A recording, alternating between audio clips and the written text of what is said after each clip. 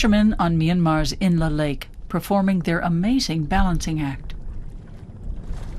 To free their hands for the net, they paddle with one leg, leaving the other planted on the narrow boat. This technique is seen nowhere else in the world, nor is their unique method of fishing.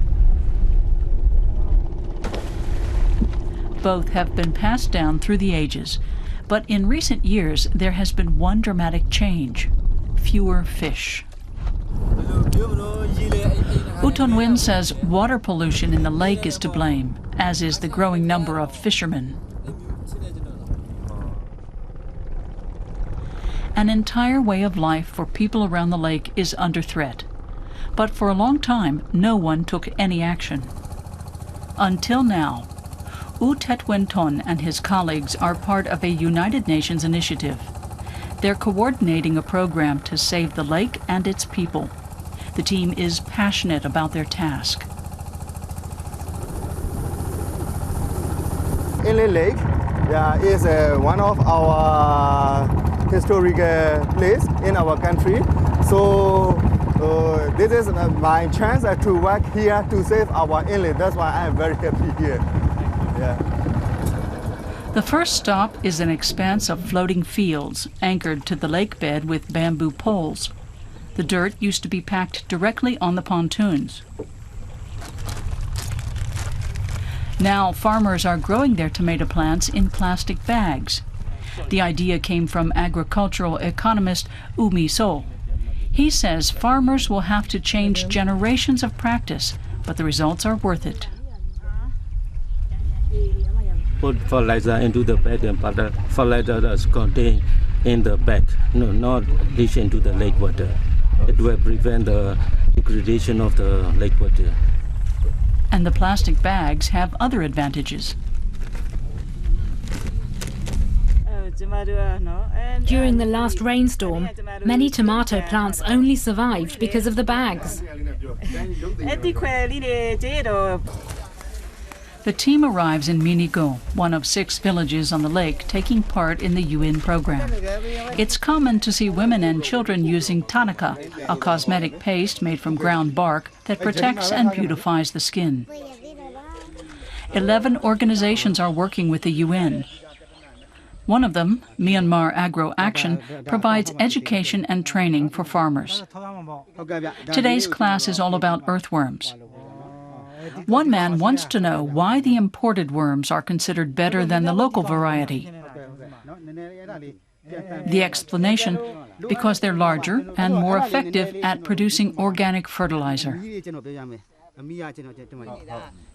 Most here live off the land, eating their own produce and selling the surplus. So to improve their yields, they've used large quantities of chemical fertilizers. Farmers are skeptical at first about finding effective alternatives, but Myanmar Agro Action's Heather Morris convinced one to go organic. Yes. He didn't think he would get these results. But growing organic produce is just a first step. We have linked up with organic markets so that this organic farming will be sustainable.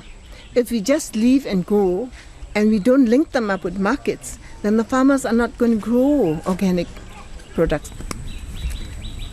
More and more farmers are taking an interest in organic methods.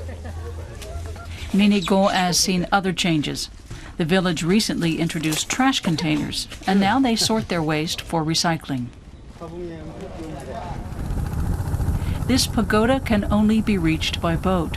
Normally, the water depth in the Inle Lake rarely drops below 2 meters, but it did during a dry spell several years ago.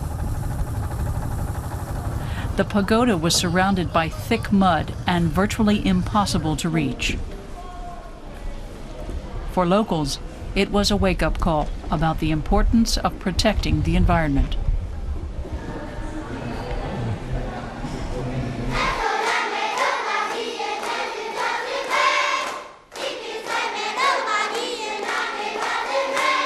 In schools, subjects such as climate change and carbon footprints are part of the curriculum.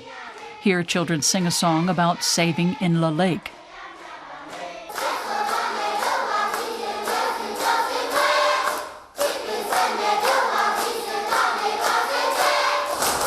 The message on conservation is spreading, even to this school high up in the mountains. Myanmar's population is growing fast. Forests are being cleared to create new farmland, and that's brought problems with soil degradation and erosion. The fertile topsoil is being swept away and washed down the valley into Inle Lake. Locals are using readily available stones and bamboo to erect dams to stop the erosion.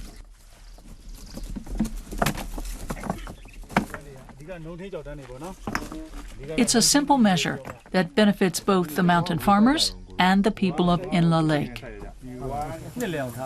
A few kilometers away is a tree plantation. Reforestation is another priority of the UN program. Despite the project's success, it's only been funded for 2 years. Everyone hopes that will be extended. So we have to do more. And even in the Kalochong watershed area, we cannot do all the necessities in our project area because of the limited time and the limited fund. Back at Inle Lake, locals are doing what they can to support the program. Fishermen are organizing a no-catch zone to allow the dwindling fish stocks to recover.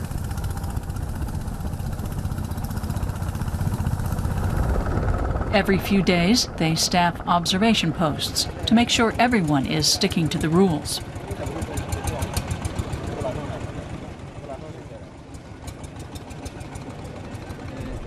U Ton says he's proud to be part of the initiative. He's hoping the fish will soon be back, and that in the future, his son can carry on Inle Lake's unique traditions.